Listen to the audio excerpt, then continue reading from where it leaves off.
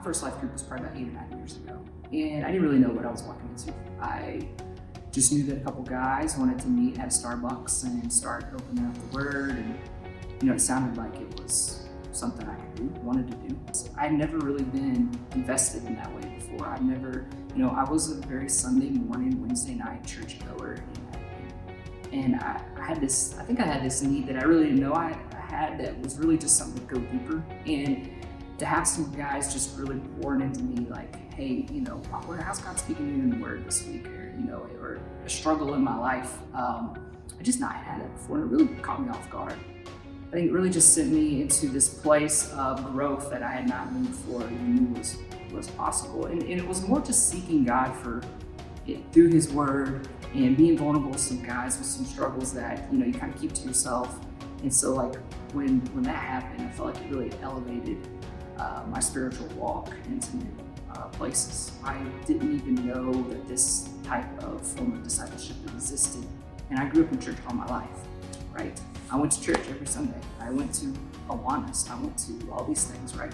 But to have this place where you show up and to have these guys that are invested in me intentionally, and we're all just really just with flaws trying to live out a Christian life well. I can't imagine him doing it without that. And that's what I was doing for a number of years. A few of the best parts for life group for me, one would be fellowship. And it's kind of a hard one for me to really admit that I need because I don't really crave or seek it out. Like I don't look to be with guys outside of the normal flow of life. So really to have guys invested in me both spiritually and personally, and they're checking in on me with text, or if I'm having kind of a prayer need that I know I can hit them up pretty quick, has been real beneficial to me. The second would be accountability. Well, I'm a bit of a prideful person that likes to think that they can do things themselves and really don't need help.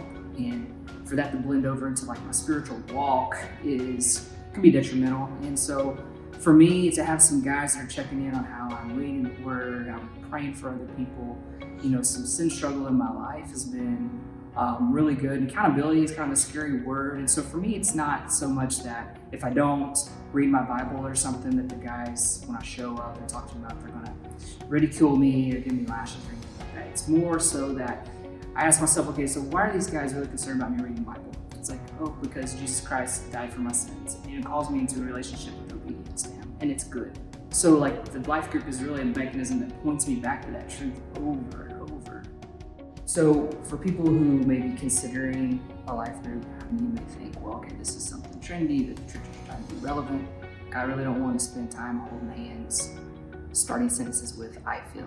Fill it back a little bit and look what life group's trying to do. It's trying to direct you to God's word. It's battling sin struggle, minister to people around you. So when you comb through the Bible with those three things, I think it's almost a better question to ask, why would I not?